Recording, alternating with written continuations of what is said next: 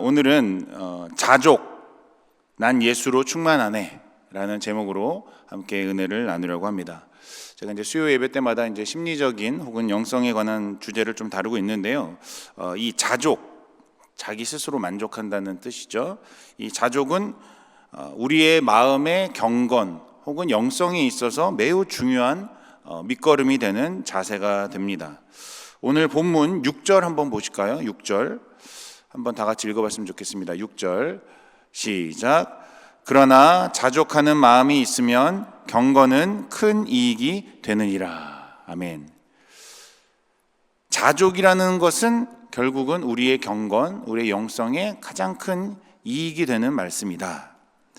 제가 이 본문을 준비하면서 여러 자료를 조금 찾아봤습니다. 자족, 만족 뭐 이런 주제들을 좀 찾아봤는데 우리가 잘 아는 손양원 목사님께서 옥중에서 아버지께 부친께 쓰신 편지를 발견했습니다. 우리 한번 화면을 좀 띄워주셨으면 좋겠는데요.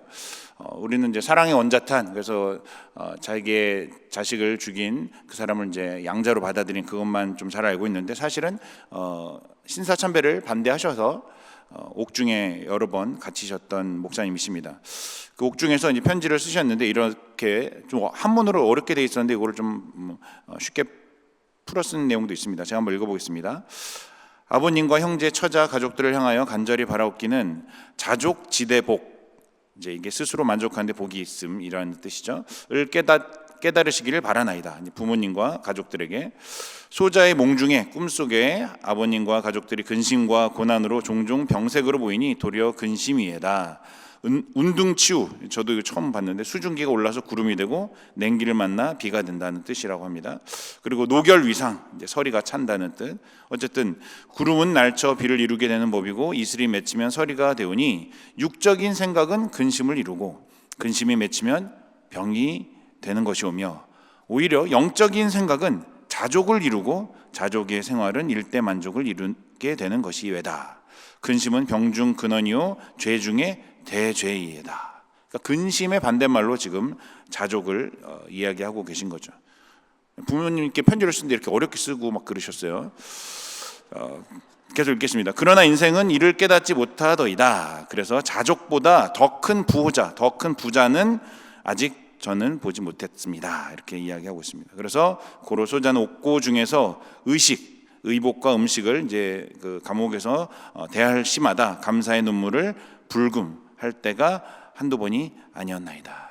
그러니까 음식과 옷만 있어도 너무 감사하고 자족하게 되는데 저를 위해서 근심하지 마시고 감사함으로 지내시길 바랍니다. 이렇게 부모님을 위로하는 편지였던 것 같습니다. 참 대단한 신앙의 고백이라는 생각이 듭니다. 제가 군대 있을 때 우리 부모님께 너무 더워요, 너무 힘들어요, 콜라 먹고 싶어요 막 이렇게 썼었는데 참 부끄러운 생각이 듭니다. 어떤 사람이 이럴 수 있을까? 우리 손양원 목사님 원래 대단한 분인 줄 알았지만 또 이 편지를 보면서 한자에 대해 굉장히 능통하신 것도 놀랐고 편지의 내용을 보면서도 놀랐습니다. 자, 그런데 이 자족, 영과 육이 누리는 어떤 평안함, 그 높은 지경에 이르는 이 자유가 특별한 사람, 우리가 이제 소위 말하는 신앙의 위인들만 해당되는 것일까요? 자족이라는 게 그렇지 않겠죠. 그래서 오늘 저는 이제 디모데전서 6장, 오늘 본문에 나온 바울의 권면을 통해 우리 평범한 우리도 어떻게 자족의 삶을 누릴 수가 있는가 조금 살펴보도록 하겠습니다. 우리 손양원 목사님처럼은 안 될지 몰라도 또 바울 사도처럼은 안 될지 몰라도 우리가 조금 자족에 다가가는 노력하는 모습을 좀 배워봤으면 좋겠습니다. 이 디모데전서에 대한 개괄적인 그림을 먼저 그리면서 좀 시작했으면 좋겠습니다. 이 디모데전서는 바울 사도가 자기의 영적인 아들인 디모데, 또 어떻게 보면은 에베소 교회를 목회하는 후배 목회자에게 준 목회 서신 아니겠습니까?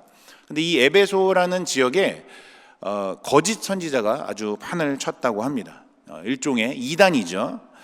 아예 타종교, 아예 이방의 우상을 섬기는 자들이 아니라 기독교의 모습을 가지고 교회 안에 들어와서 이방 종교와 혼합된 혹은 마치 기독교인인 것처럼 속이는 자들이 있었다는 것이죠. 그들을 경계하라. 이것이 이 디모데전서의 주요 골자입니다.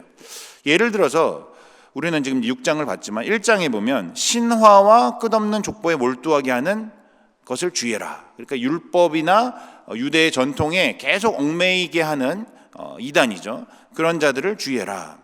또 4장에서는 혼인을 금하고 어떤 음식물을 먹지 말라고 하는 이들을 주의해라.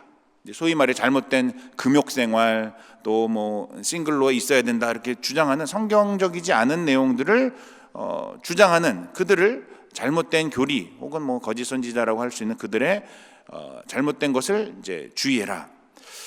자, 오늘 6장 우리가 이제 읽었는데요. 6장에서는 특별히 잘못된 교리에 근거한 왜곡된 물질적 가치관을 경계하라 이런 내용이 있습니다.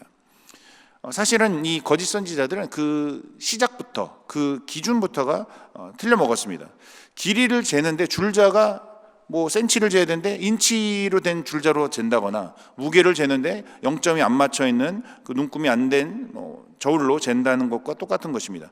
그 기준이 신앙의 올바른 기준으로 세워 있지 않기 때문에 우리가 거짓 선지자들을 경계하라고 하는 것이죠. 그래서 그 기준 혹은 스탠다드라고 할 수 있는 그 내용들이 이 6장에만 하더라도 여러 가지 단어로 표현됩니다. 예를 들면 주의 교훈, 바른말, 진리, 믿음, 주님의 명령, 내게 부탁한 것, 여러 가지로 이단 혹은 거짓 선지자들의 기준과 전혀 다른 성경적인 올바른 기준이 있다는 것을, 올바른 믿음의 근거가 있다는 것을 강조하고 있다는 것이죠. 자, 그것을 우리가 먼저 좀 살펴보도록 하겠습니다. 오늘 설교의 첫 번째 꼭지인데요.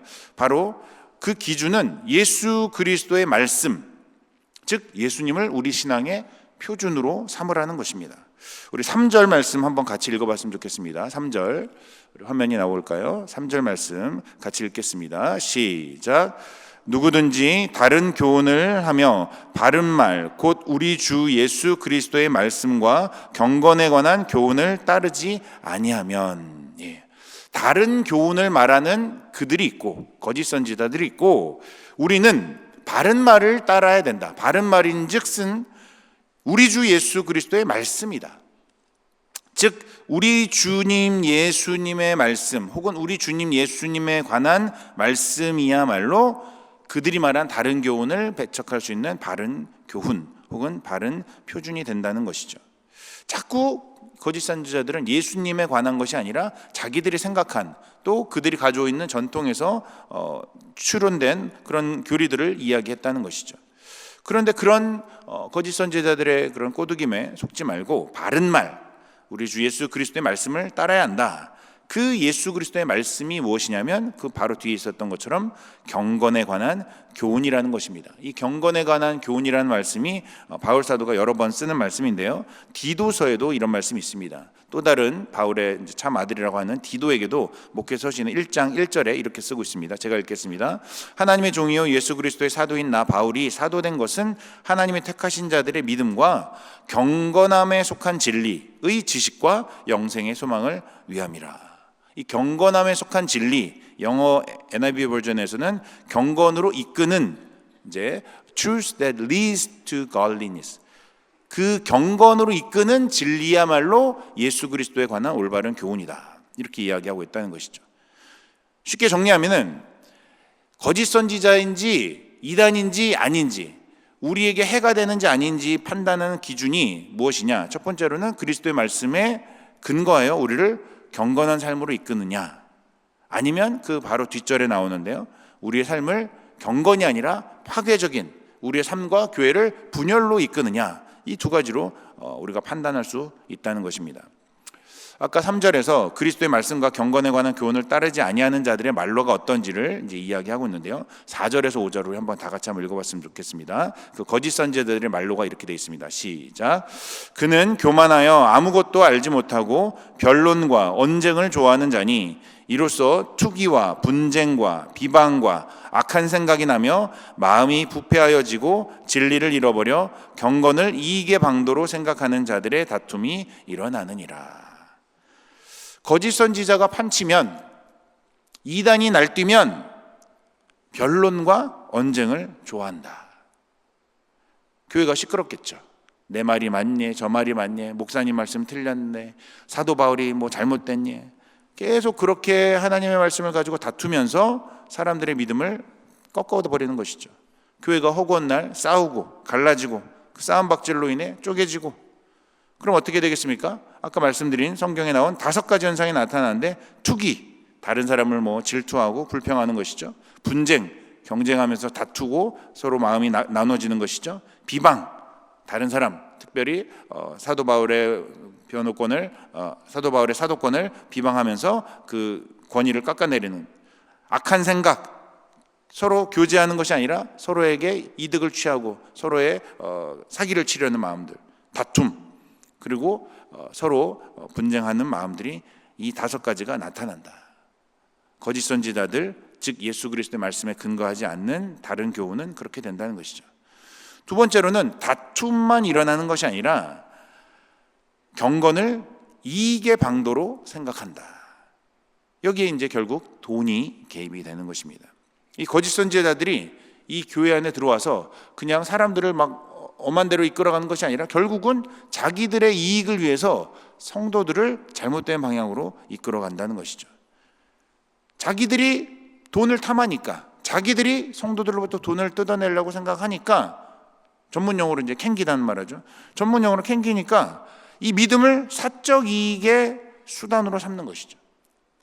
그리고 자기가 그러니까 성도들이 교회 안에서 신앙생활하면서 이 교회를 이익의 도구로 삼는 것을 그냥 내버려 둔다는 것입니다. 소위 말해 이제 번영신학이라고 하죠. 번영신학. 이제 교회 다니면 다 복을 받고, 교회 다니면 다 부자가 되고, 만약에 고난을 받으면 믿음이 없는 거야, 회개, 이렇게 얘기하는 거죠. 모든 것을 부유한 것, 건강한 것을 하나님의 복으로 여기고 그것이 믿음의 척도로 생각하는 잘못된 생각들이죠. 이런 식의 생각들이 이 에베소 교회에 많이 만연했다는 것입니다. 전혀 성경적이지 않은 것이죠. 그리고 이 거짓 선지자라고 하는 리더들이 앞장서서 이 경건을 이익의 방도로 편취하여 사용하고 있다는 것입니다. 딱 이단의 전형적인 가르침입니다. 요즘의 이단들도 마찬가지죠. 대부분의 교주들이 자신들의 불법적인 재산을 축적하는 일들이 왕왕 있는 것을 우리가 알 수 있습니다. 신천지나 통일교나 JMS 다 그 교주들이 자기의 주머니를 채우는데 성도들을, 특히 그 순진한 사람들의 믿음을 이용하는 것이죠. 이 변론과 언쟁을 좋아한다는 얘기, 교회가 둘로 갈라지고 찢어지고 나눠지고 경건을 이익의 방도로 생각하는 것들, 각종 부패, 돈 문제에 만연한 것들, 이것들이 왜 그런가? 아까 처음 말씀드렸던 것처럼 그리스도를 우리 삶의 기준으로 두지 않았기 때문입니다. 5절에 따르면 마음이 부패하여지고 진리 대신 그리스도를 마음에 잃어버렸기 때문이죠. 그래서 지금 앞의 내용을 정리하면 오늘 설교의 제목으로 치환할 수 있는데요. 그리스도 예수로 충만하지 않은 자, 성경의 말씀대로 하면은 육신의 정욕과 안목의 정욕과 이생의 자랑을 따르는 자들은 결국은 경건하여질 수가 없다는 것입니다. 예수로 충만하지 않으면 결코 경건의 삶을 살 수가 없다는 것입니다. 그런 거짓된 선지자들의 가르침, 거기에 대응하는 우리의 바른 자세는 무엇일까요? 그것이 바로 오늘의 제목의 첫 번째 글자인 자족입니다. 자족. 그래서 오늘 두 번째 꼭지는 주 안에서 자족하는 마음으로 경건에 이르르라. 6절 말씀 한번 다 같이 읽어볼까요? 아까 읽어봤던 말씀인데 같이 읽습니다. 시작. 그러나 자족하는 마음이 있으면 경건은 큰 이익이 되느니라. 여기 이제 바울 사도가 일종의 아재 개그, 이제 월드 플레이라고 하죠. 거짓 선지자들은 아까 경건을 이익의 방도로 삼는데, 교회 생활, 믿음 생활을 자기 이익의 수단으로 삼는데, 반대로 그랬어? 오와 좋아. 우리 믿는 사람들은 오히려 자족하는 마음으로 경건을 큰 이익으로 받으라는 것이죠. 다른 말로 하면 이익을 쫓는 신앙생활을 하지 말고 그렇게 경건을 추구하는 것이 아니라 주 안에서 자족하게 되면, 주 안에서 감사하게 되면, 주 안에서 만족하는 신앙생활을 하게 되면 경건하게 되는 이익이, 그것도 큰 이익을 받게 된다는 것입니다. 여기서 이제 자족이라는 말이 영어로 이제 컨텐먼트인데 헬라 원어로는 아우타르케이아 이렇게 되어 있습니다. 아우타르케이아, 성경에 한 3번 정도 나오는데요. 무슨 몽골 사람 이름 같이 되어 있는데 아우타르케이아, 이 말이 다른 본문에 고린도후서 9장 8절에 이렇게 기록되어 있습니다. 제가 읽겠습니다. 하나님이 능히 모든 은혜를 너에게 넘치게 하시나니 이는 너희로 모든 일에 항상 모든 것이 넉넉하여 모든 착한 일을 넘치게 하게 하려 하심이라. 자족한다는 말은 넉넉하단 말로 여기서는 이제 번역이 되어 있다는 것이죠. 외적으로 누가 봐도 객관적으로 다른 사람보다 내가 넉넉한 것을 말하는 것이 아닙니다. 비교해서 넉넉하다는 게 아닙니다. 내 마음이 주님 안에 넉넉하게 느껴진다는 것입니다. 그것이 바로 자족하는 마음이라는 것이죠. 이와 같은 삶의 자세를 바울 사도는 빌립보서 4장 11절에도 말씀을 했는데요. 우리 한번 다 같이 읽어봤으면 좋겠습니다. 빌립보서 4장 11절, 잘 아시는 말씀이죠. 11절 12절 같이 읽습니다. 시작. 내가 궁핍함으로 말하는 것이 아니니라 어떠한 형편에든지 나는 자족하기를 배웠노니 나는 비천에 처할 줄도 알고 풍부에 처할 줄도 알아 모든 일 곧 배부름과 배고픔과 풍부와 궁핍에도 처할 줄을 아는 일체의 비결을 배웠노라. 아멘. 자족이라는 것은 배가 고플 수도 있고 배가 부를 수도 있고 궁핍할 수도 있고 풍부할 수도 있다는 것이죠. 주 안에서 내가 그 안에서 감사와 만족을 누린다는 것입니다. 외적으로 다른 사람과 비교할 때 내가 돈이 좀 없을 수도 있고 돈이 좀 많을 수도 있고 내가 좀 건강하지 못할 수도 있고 감사하게 아무 병이 없을 수도 있는데 주 안에서 자족한다는 것은 주님이 주신 것을 내가 넉넉하다라고 고백하는 신앙의 자세라는 것입니다. 겉으로 보는 것이 중요한 것이 아니죠. 방금 읽었던 것처럼 도리어 비천에 처할 줄도 알고 풍부에 처할 줄도 아는 것, 그것을 내가 감사함으로 받는 일체의 비결, 그것이 자족의 마음입니다. 그럴 때 비로소 우리가 가장 잘 아는 성경 구절, 가장 사랑하는 성경 구절, 그 다음 절이 이제 빌립보서 4장 13절인데요. 내게 능력 주신 자 안에서 내가 모든 것을 할 수 있느니라. 내가 모든 것을 할 수 있는데 자족하는 일체의 비결을 배웠을 때 주님 안에서 내가 넉넉함을 언제나 느낀다고 고백하는 신앙의 수준에 이르렀을 때 모든 것을 할 수 있다는 것이죠. 좋은 일이든 나쁜 일이든 주님이 주신 고난이든 주님이 주신 복된 길이든 내게 능력 주시는 그 예수 그리스도의 충만함으로 자족하는 마음으로 모든 것을 할 수 있다는 것입니다. 예수로 충만한 사람은 내게 능력 주신 자 안에서 모든 것을 감당할 수 있는 자족의 은혜를 누리는 줄 믿습니다. 아멘이시죠? 고든 피라는 그 신학자가 있습니다. 이 성경의 신비를 이렇게 얘기했어요. 진정한 자족은 스스로 충분한 것이 아니라 그리스도로 충만한 것이다. 오늘의 제목이죠. self-sufficiency 하는 게 아니라 Christ-sufficiency 하는 것이다. 내가 생각할 때 돈은 이 정도 있어야 돼. 내가 생각할 때 건강은 이 정도 돼야 돼. 내가 기준이 되어서 충분하다 하는 것이 아니라 주님의 마음으로 충만을 느끼는 것이죠. 저는 이 자족하면 늘 생각나는 영화가 있는데 예전에 보았던 영화를 이번에 이제 설교를 준비하면서 한번 다시 찾아봤습니다. OTT 넷플릭스나 찾아봤는데 다 없더라고요. 여러분 아마 보시기 힘들 것 같은데 그래도 한번 제가 좀 소개를 해드리겠습니다. 1997년작 이란 영화예요. 이란 감독 마지디의 천국의 아이들이라는 영화입니다. 혹시 보신 분이 계실지 모르겠어요. 당연히 기독교 영화 아니고요. 이란 영화입니다. 근데 천국이란 말이 들어갔죠. 아이들의 순수한 눈으로 어른들의 세계를 조망한 이야기입니다. 대략 내용은 이렇습니다. 알리라는 3학년짜리 오빠가 있고요. 자흐라라는 1학년짜리 동생이 있어요. 근데 동생의 구두가 이렇게 뜯어져가지고 오빠가 대신 구두 수선하는 데 가서 수선하다가 그거 수선하고 가지고 오면서 이제 엄마 심부름하느라고 야채 가게들에서 야채를 사오는데 그걸 살짝 야채 가게 옆에다 놨는데 그 야채 가게에 거기 쓰레기 더미에 있는 거를 이제 옛날 넝마주의라고 하죠. 그 고물상 아저씨가 가면서 그 봉다리를 다 가져가 버린 거예요. 그러니까 이 구두를 잃어버린 거예요. 그러니까 이 알리가 집에 와서 큰일 났다. 자하라 동생아, 내가 솔직히 말할게. 구두 잊어버렸어. 그림이 안 나오네.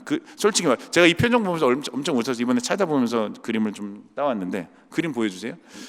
솔직히 말할게. 오빠 구두는 그러니까 이 눈 보세요. 눈이 막 벌써 울려고 그래요 지금. 자기가 잃어버렸으니까. 동생 구두를 잃어버렸어요. 자, 여기서 중요한 건 신발이 하나밖에 없어요. 하나밖에 없는 신발을 잃어버려갖고 나 그럼 내일부터 학교 어떻게 가? 이렇게 된 거예요. 그러니까 이제 엄마 아빠가 걱정하니까 밤에 서로 얘기하다가 엄마 아빠가 신발 잃어버린 거 알면 안 되니까 이제 노트에다가 써가지고 서로 이렇게 막 왔다 갔다 하면서 하는 거야. 오빠 나 내일 어떻게? 너는 오전반이고 나는 오후반이니까 너가 먼저 학교 가서 내 신발 신고 갔다가 빨리 뛰어오면은 내가 너랑 신발 바꿔가지고 내가 그 신발 신고 다시 갈게. 그러니까 자기 신발 하나로 학교를 이제 왔다 갔다 하자는 거죠. 우리 옛날에 오전반 오후반 있었던 것처럼 여기도 그런 게 있었나 봐요. 그래서 이제 편지를 막 써서 이제 그 동생이 1학년인데 엄청 빨리 달리는 거예요. 이제 학교 끝나자마자 막 달려옵니다. 공부도 잘하는데 막 시험지도 막 백지로 내요. 빨리 가야지 오빠한테 주니까. 그리고 오빠는 축구를 좋아하는데 축구도 못해. 신발이 없어가지고. 하여튼 둘이서 그냥 신발 하나로 릴레이를 하는 거예요. 집에 오면은 오빠한테 주고 오빠가 신발 가지고 가고. 그러니까 맨날 이제 그 길거리를 뛰어당긴 거예요. 근데 매번 늦어요. 그래갖고 왜 이렇게 늦었어? 끝나자마자 달려온 거란 말이야. 오빠가 신발 잃어버려 놓고. 막 둘이서 이제 막 티격태격 하는 거죠. 아무리 빨리 달려와도 시간을 맞추기가 힘들어요. 그러니까 공부를 제대로 할 수도 없고 엄마 아빠한테는 들키면 안 되고 막 이런 거죠. 특히 이제 오빠 신발이 워낙 발냄새가 난 무좀이 있었는지 너무 더러워. 냄새 나서 창피해. 막 이렇게 얘기하는 거예요.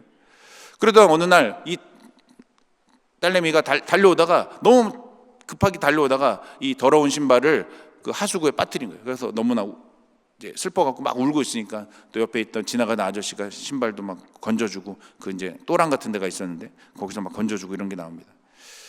그래서 이제 도저히 참다 이 자으라가 너무 열받아갖고 밤에 와갖고 오빠한테 불만으로 얘기합니다. 오빠 내 구두 찾아내와. 어디다가 팔아먹었는지 어디다가 잊어버렸는지 빨리 찾아와. 나 안 그러면 엄마 아빠한테 이럴 거야. 그러니까 오빠가 그러죠. 야, 내가 지금 엄마 아빠한테 혼날까 봐 그런 줄 알아? 새 구두를 사려면 엄마 아빠가 또 빚을 내야 되잖아. 우리 가정 형편이 이런데 3학년짜리가 기특하죠. 내가 어떻게 엄마 아빠한테 그렇게 얘기하겠어. 그래갖고 또 이제 동생이 또 자기 집 형편하니까 또 그냥 시무룩해서 알았어. 내일 또 신발 신고 갈게. 이렇게 된 거예요.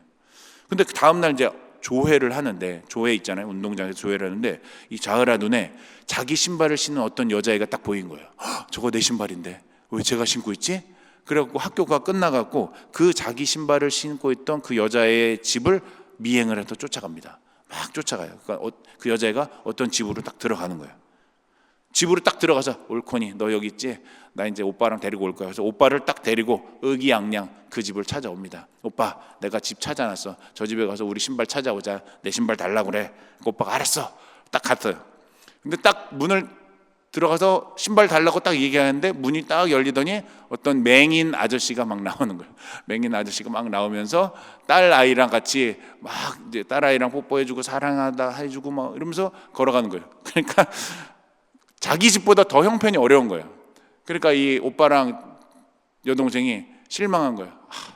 우리보다 더 형편이 어려운데 저희가 더 신발 달라고 하는 거는 정말 양심이 없고 저 신발은 내 신발이 맞는데 안 달라고 할 수도 없고.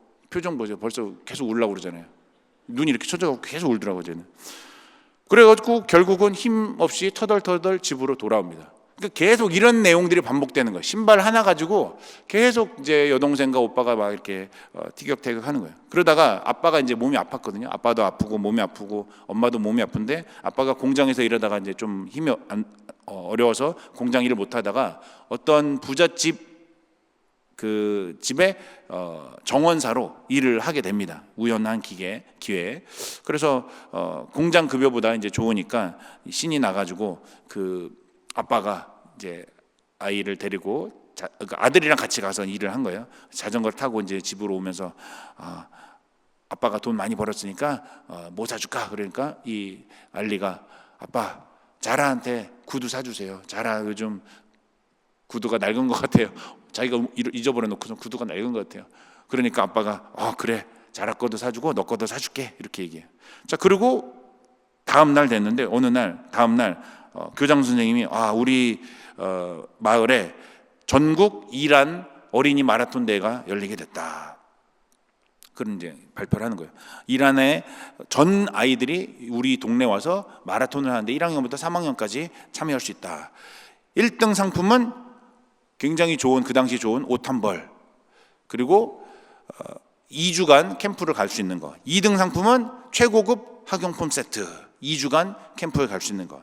3등 상품은 운동화, 그리고 1주간 캠프 갈 수 있는 거. 그러니까 이 알리가 운동화 하니까 눈이 확 띈 거예요. 1등 상품, 2등 상품 필요 없어. 3등 운동화야. 그래갖고 선생님한테 찾아가서, 선생님 제가 공지를 늦게 봤어요. 저 계속 울어요. 얘는 계속 울어요. 저 나가게 해주세요. 우리 학교 대표로 나가게 해주세요. 그러니까 너 안 돼. 늦었어. 이미 대표 뽑았어. 그래도 나가게 해주세요. 저 눈 보세요. 너무 슬프잖아요. 알았어. 너 한번 그러면 테스트 해보자. 뛰었는데 얘 맨날 뛰었잖아요. 지금 한 달 동안 계속 뛰어당겼거든. 그러니까 얘가 폐활량도 좋고 너무 잘 뛰는 거예요. 그러니까 특별 오디션을 통과해버리는 거예요. 그래갖고 이제 동생한테 가갖고, 자라야 나 이제 마라톤 나가게 됐어. 마라톤의 3등 상품 뭔지 알아? 뭔데 오빠? 운동화. 그 남자 운동화잖아. 남자 운동화 괜찮아. 오빠가 그거 여자 구두로 바꿔다 줄게. 내가 그거 할 수 있어. 오빠만 믿어. 이렇게 얘기한 거죠. 그래갖고 이 표정 막 처음으로 웃었을 때 막 울다가, 남자 운동화 괜찮아. 그래서 결국은 이제 마라톤 대회가 시작됐어요. 알리가 이제 마라톤 대회를 시작하는데 뭐 수백 명 아이들이 뛰는 거예요. 근데 이 알리는 계속 뛰면서 그 여동생 얼굴만 생각나는 거예요. 내가 신발 사주기로 했는데 3등 운동화 꼭 해야 되는데, 막 신발 거기 물에 빠뜨린 거, 더러워갖고 한 거, 그 친구 여자친구 따라갔는데 그 장님 아저씨 있는데 한 거 막 계속 생각나는데 죽을 똥살똥 막 뛴 거예요. 막 뛰는데 자꾸 뒤를 쳐다보는데 자기 뒤에 몇 명 있나 이렇게 계속 쳐다보면, 왜냐면 자기는 3등 해야 되거든요. 1등 해도 안 되고 2등 해도 안 되고 3등 해야 돼. 그러니까 그거를 잘 맞추려고 자꾸 뒤를 보다가 그만 뒤에서 오는 애랑 부딪혀갖고 넘어진 거예요. 큰일 났다. 넘어져갖고 이제 어떡하냐, 빨리 뛰어가야지. 다시 한번 일어나갖고 엄청 뛴 거예요. 짜라 생각하면서 막 뛰어갔어요. 뛰어갔는데 마지막에 결국은 5명이 거의 비슷하게 막 뛰어가는 거예요. 마지막에 이제 거의 이제 결승선이 다 왔는데 5명이 달려가는데 1등 하냐, 2등 하냐, 3등 하냐, 4등 하냐, 5등 하냐. 어떻게 됐을까요? 자라 하면서 뛰었더니 결국은 딱 선을 딱 하고 쓰러졌어요. 결승선을 통과하고 쓰러졌더니 선생님이, 알리야, 알리, 너 1등이야, 1등. 알리가 깨어나더니 1등이요? 3등 아니고요? 놀랐어요. 또 울어요. 계속 울어요. 그래가지고 결국은 그 교장 선생님, 시장님, 뭐 교육청, 뭐 교육감 다 와서 사진 찍는데 얘는 다 기쁘고 다 행복하고 모든 사람이 축하해 주는데 혼자 슬퍼요. 챔피언만. 그리고 이제 사진사가, 우리 여기 보세요, 챔피언 여기 보세요, 사진 찍습니다. 근데 혼자 울고 있어요. 사람들은 기뻐서 우는 줄 알고 있어요. 자, 그런데 결국은 자기가 원치 않았던 이제 뭐 김민재 아동복인지 뭔지 하여튼 엄청 중요한 아동복을 탁 받고 2주간 캠프 가는 거 원하지도 않는데, 지금 자기는 운동화만 받는데 그렇게 말하자면 목적에 실패한 거죠. 내가 원하는 것을 얻지 못했어.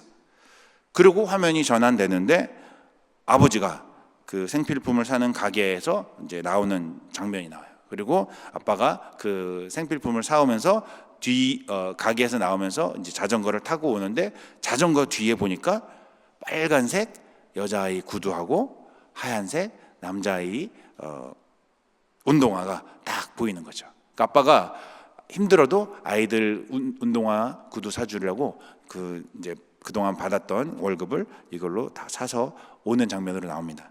자, 근데 이 알리와 자라는 그 일을 모르고 있는 거예요. 오빠 1등하고 왔어. 1등?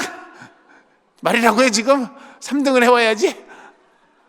안 됐구나. 실망하면서 이제 자라는 이제 울면서 또 들어가는 거예요. 내일부터 또 더러운 신발 또 신고 가야 되니까 막 울었어요. 그래갖고 알리도 너무 열받은 거예요. 내가 열심히 뛰었는데 1등이라니 하면서 신발을 탁 넣어줬는데 이 신발이 이렇게 밑창이 구멍이 나고 정말 더러워요. 만지기도 싫은 신발을. 그리고 영화가 그 알리의 발을 보여줘요. 알리의 발을 한번 보세요. 여기저기 부르트고 상처가 난 발을 보여줍니다. 이 알리가 1등을 하고서도 기쁘지가 않은 거예요. 그리고 자기 그 집 앞에 연못이 있거든요. 그 연못에다 발을 담굽니다. 연못에다 발을 담그고 어떻게 해야 되지? 내일부터 어떻게 해야 되지? 막 이런 생각하는데 그 달리기 할 때 1등 했던 또 좋잖아. 1등 했으니까. 또 좋으면서 얼굴이 싱글생글 웃으면서 그래 뭐 넘어졌는데 내가 그래도 열심히 해서 이겼지. 그래도 뭐 운동복을 받았지. 이런 생각을 하면서 얼굴이 이렇게 환해지면서 이 장면이 그 발에 약간 닥터피쉬라고 하잖아요. 그 금붕어들이 그 연못에 살고 있었는데 금붕어들이 다친 상처들을 이렇게 위로해주는 장면들이 나옵니다. 그리고 마지막 장면이 그 연못을 위에서 하늘에서 이렇게 딱 보여준 장면인데 그 금붕어 그리고 이 알리가 좀 시무룩하지만 그래도 스마일을 짓는 모습 그리고 햇볕이 이렇게 착 찬란하게 비치는 모습으로 결과적으로는 아빠가 이제 신발 사왔다 보여주진 않지만 우리가 의도하지 않았지만 하나님 아버지의 마음처럼 아버지가 모든 것을 준비해 주시는 그런 모습을 보여주고 있습니다. 이란 감독이기 때문에 뭐 저는 이거 뭐 기독교 영화라고 말을 하려는 것은 아닌데 자족, 만족, 감사 그런 주제에 대해서 딱 맞는 영화가 아닌가 해서 조금 길지만 소개를 해드렸습니다. 우리가 생각하는 자기 만족, 우리가 생각하는 감사의 기준이 어디에 있을까요? 우리가 생각하는 원하는 것을 꼭 얻어야 만족함이 있을까요? 그렇지가 않겠죠. 당연히 그렇지 않겠죠. 자족의 근원이 무엇일까요? 오늘 성경 본문에 보면 7절에서 8절에 나와 있습니다. 우리 자족의 근원은 우리가 나그네라는 정체성을 가지고 하나님만을 바라보라는 것이죠. 우리 한번 7절 8절 같이 한번 읽어보겠습니다. 시작.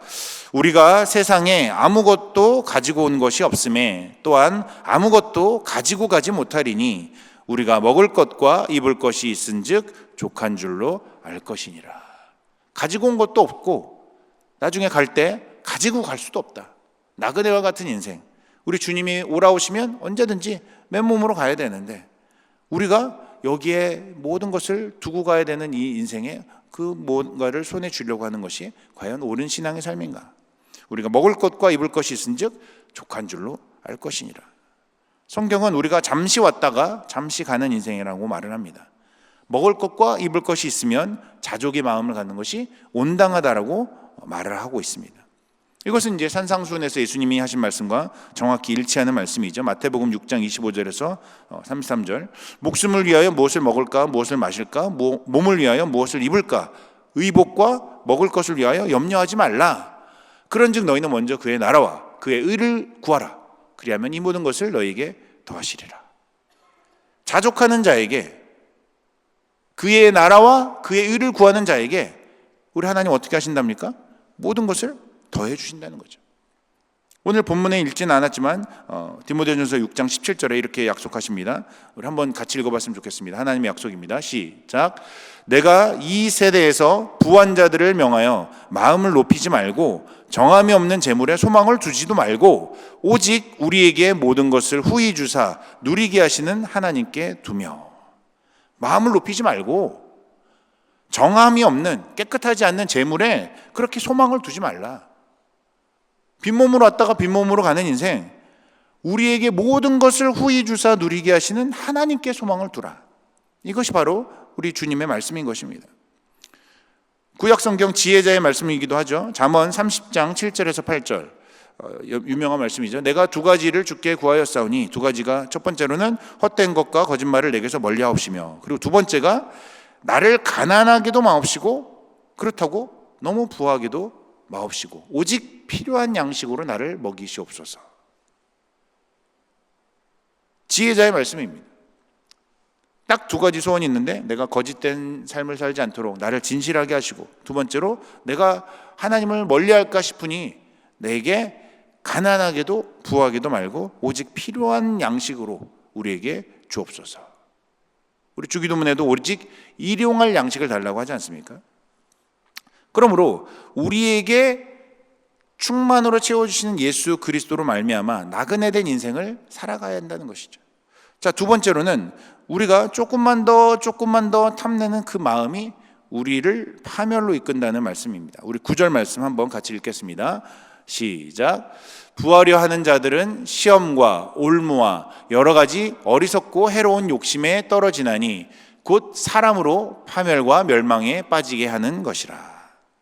이 구절은 이제 뒤에 10절에 보면 똑같은 말로 부하려는 자들, 그냥 단순하게 부자가 되고 싶은, 단순하게 성공하고 싶은 게 아니라 탐심을 부리는 자다라고 10절에 나오거든요. 좋게 말해서 부하게 원하는 것인지 나쁘게 말하면 탐욕스러운 자들, 그들이 어떻게 되는가?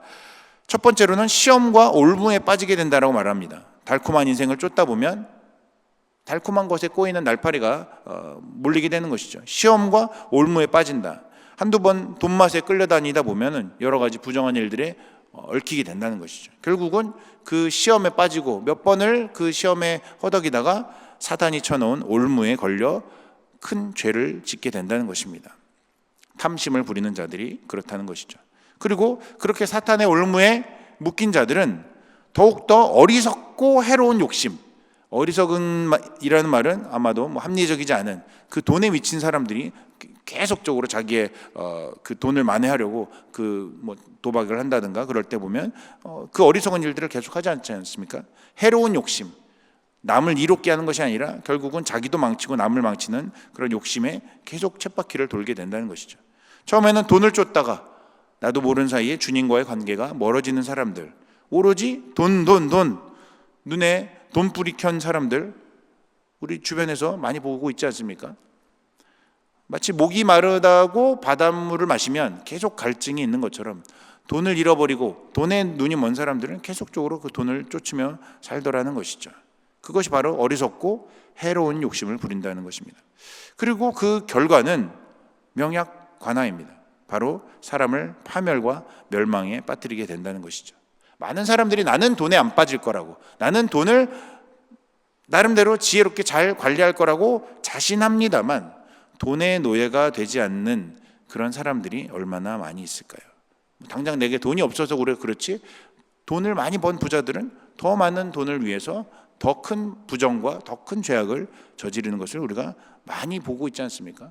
요즘 뉴스만 봐더라도 다 그런 사람들 얘기뿐이죠. 성경에서도 마찬가지입니다.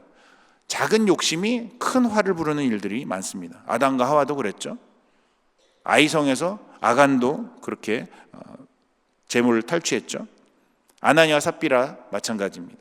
가룟 유다도 은삼십에 예수님을 팔았습니다. 많은 이들이 돈이 갖는 그 사악함을 간과한 나머지 파멸과 멸망에 빠지는 것을 우리가 흔히 볼 수 있다는 것입니다.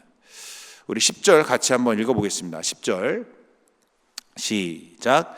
돈을 사랑함이 일만하게 뿌리가 되나니 이것을 탐내는 자들은 미혹을 받아 믿음에서 떠나 많은 근심으로써 자기를 찔렀도다. 그냥 악도 아니고 일만 악의 뿌리가 된답니다. 일만 가지 악의 뿌리가 되는 돈을 사랑함. 정확히 말하면 돈 자체가 문제가 아니라 돈 그 자체가 악이 아니라 돈을 사랑하는 인간의 마음이 악한 것이죠. 그것이 부패한 마음인 것이죠. 우리를 믿음에서 떠나가게 하고 많은 근심으로 자기를 찌르게 하는, 자기 스스로를 죽게 만드는 것이 돈을 사랑한다는 것. 우리가 똑바로 알아야 할 것은 돈 자체가 문제라는 것은 아닙니다. 돈을 컨트롤할 수 있다고, 내가 이 나의 재산을 관리할 수 있다라고, 더 많은 재산을 주면 자기가 그것을 맞춰서 하나님께 드리면서 아름답게 쓸 수 있다라고 생각하는 그 얄팍한 생각, 탐심. 오늘의 제목에 비춰보면 만족하지 못하는 불만족스러운 마음, 하나님께로부터 멀어지게 하는 틈새의 시작이 되는 것입니다. 그러니까 여러분들 돈이 있으시면 어려운 사람들에게 나눠주시고 헌금하시고 빨리 돈을 없애십시오. 돈이 있으면, 돈을 사랑하면 일만하게 뿌리가 된다고 합니다. 저는 돈이 많이 없어서 그럴 수는 없는데 자꾸 돈이 있으면 욕심을 내게 된다는 것이 오늘 성경의 이야기입니다. 나도 망하고 내 자식도 망하게 하고 우리 모두가 다 멸망과 파멸로 이끄는 것, 돈을 사랑하는 것, 일만 악의 뿌리가 된다는 것입니다. 사랑하는 여러분, 결론을 맺겠습니다. 우리 초반에 우리가 그리스도로 충만하는 것이 우리 신앙의 기준이 된다. 그리고 악한 거짓 선지자들의 그런 유혹에 우리가 빠지지 말고 우리가 주님 앞에 투명하게 살아야 된다. 돈을 사랑하지 않고 우리의 재물을 하나님께 온전히 드려야 된다. 오늘 이 찬양을 좀 같이 불렀으면 좋겠는데요. 난 예수로 충만하네. 우리 잘 아시는 가사입니다. 무명이어도 공허하지 않은 것은 예수 안에 난 만족함이라. 가난하여도 부족하지 않은 것은 예수 안에 오직 나는 부요함이라. 무명일지라도, 고난 중일지라도, 내 몸이 약할지라도 낙심하지 않은 것은 예수로 충만하기 때문인 줄 믿습니다.